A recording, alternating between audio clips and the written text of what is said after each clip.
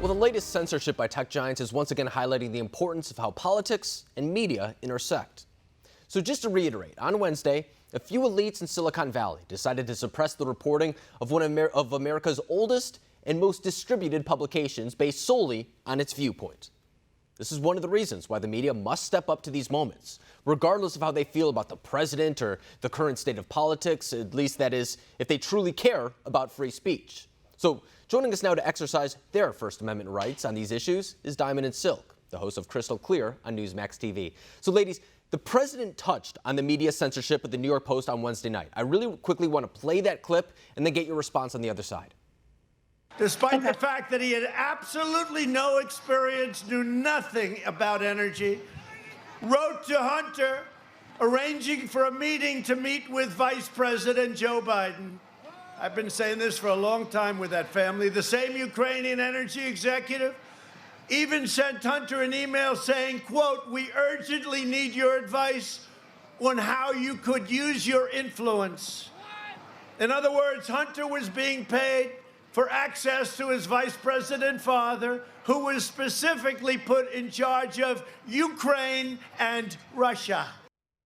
So you both have been talking about this topic for a long time. This is nothing new to you. So I want to get your response to the tangible evidence that we're now seeing.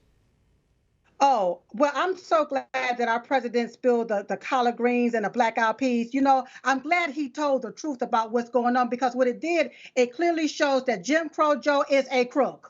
And now he's a known crook. And we have facts about his crookedness. All of that money that came through his son to him to give assets. My question is, how much money was paid to Obama from these kickbacks and these paddywhacks?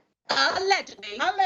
That's what I want to know. So I'm glad that it's out in the opening. It's out in the air. It's a sad thing that it's being censored. It's being hidden. Why is it being hidden from we, the American people? Why do they don't want us to hear and see the truth about what's going on with Jim Crow Joe? And with them hiding this, especially on these social media platforms, this let us know that this is election interfering, because Jim Crow Joe Biden is a presidential candidate. That's so right. Why don't you want the public to know about information about Jim Crow Joe Biden? See, when the New York Times put out fake pieces on the president of the United States, that's right, these social media platforms tend to let it trend. They don't fact check anything. But when it comes to Jim Crow Joe, you want to silence things or mother keep it things away. That's right, and that's not fair to the public. That's and right. What I think you're doing, because you're trying to cover for Jim Crow Joe, you are interfering in an election by doing so. That's right. And it's a strange moment where I have to print out physical articles because I'm not sure if they're going to be available online in a couple of hours. I mean, that was quite literally the situation yesterday where we were trying to share the article here at One American News so we could read it together. And you couldn't even send it on Facebook, for example, on Twitter. I mean, you would get a notification saying you can't do this based on whatever reason they give. I mean, that is something that you literally see in communist China. It should not be something that happens here in the United States. But you bring up President Obama right there. So I do want to pivot to the other side of the political spectrum, because former President Barack Obama was asked about the latest scrutiny applied to his administration when it comes to allegations of spying on members of the Trump campaign. So let's really quickly take a look at what he said about that. Is it weird for you when he tweets that you should be indicted? Well, look, as you said, this is something that even his fellow Republicans tend to just pretend doesn't happen. Didn't read the tweet. I didn't read the tweet, and they kind of dodge reporters when they're asked about it. The allegations are so absurd that even Republican-controlled committees, looking into it, have dismissed them. And, Attorney General Barr has dismissed them. But, this is an example, I think, of a larger problem. So, of course, we are still waiting on several investigations that could implicate members of the Obama presidency when it comes to spying on the Trump campaign. So the president might be getting ahead of himself when he talks about those matters. But in hindsight, looking back, what do you think we're going to see about the former presidency of Barack Obama? Well, we should see Barack Hussein Obama prosecuted to the full extent of the law. Yeah. If his administration obtained, people up under his administration obtained FISA warrant to spy on the Trump campaign, what were you spying on him for? Or members of his campaign, they need to be brought to the table on that. Not only that, crooked Hillary went to Obama and said, hey, I'm going to take this Russia thing and I'm going to sort of tie Trump to that. Right. Whenever you start being messy and doing things like that, all of you all need to be investigated and you need to be prosecuted to the full extent of the law. That's right. Let the law take its course, because had this been a Republican or Republican president doing this here to him, to Barack Hussein Obama, all the chains and fences would have broke loose in this country. That's right.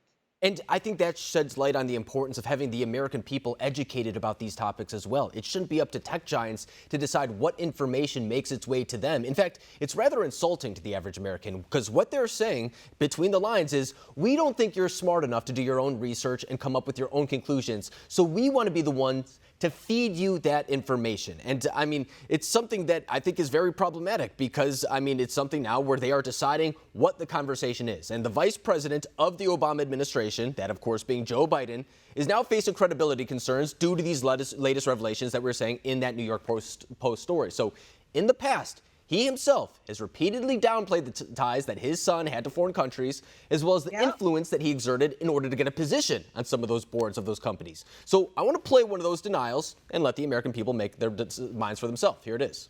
Do you think it was wrong for him to take that position, knowing that it was really because that company wanted access to you? Well, that's not true. You're saying things you do not know what you're talking about. No one said that. Who said that? Don't you think that it's just one of those things where people think, well, that seems kind of sleazy. Why would he have that job if not for who his father was? Because he's a very bright guy. I guess the question I'm kind of asking is, was it right? His appearance. Yeah. Yeah. Well, he said he regretted having done it. Yeah. Speaks for himself. He's a grown man. So Diamond and Silk, a lot of people were called conspiracy theorists back then when that was going on, and we were saying, you know what, there might actually be something here. Are some people vindicated right now? Well, yes, but let me just say this here. Jim Crow Joe Biden is a liar, and not only that, he's a hypocrite. And yes, Hunter Biden is a grown man sitting up with a crack pipe in his mouth, and he got pictures of that. So that doesn't seem very smart to me. Jim Crow Joe Biden needs to be investigated entirely. Yes. Have you sold out America? Do we still own the Statue of Liberty here? Do we? Because those people were able to gain access to him for a kickback and a patty whack. That's right. It's time to bring some people to the table. You can start with old Jim Crow Joe. And his son Hunter.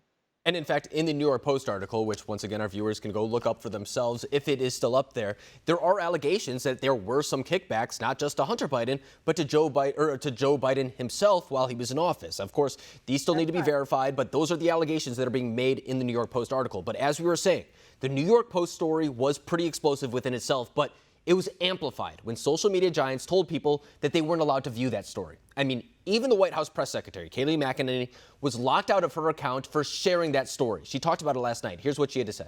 You got locked out today.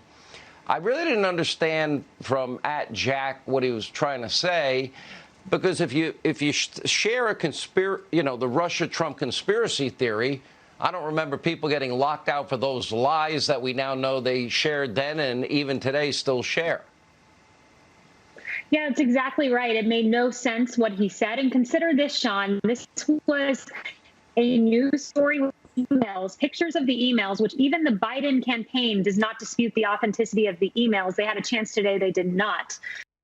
So if a government official is being locked out of her account, should the Republican Party make this a bigger agenda item within its platform?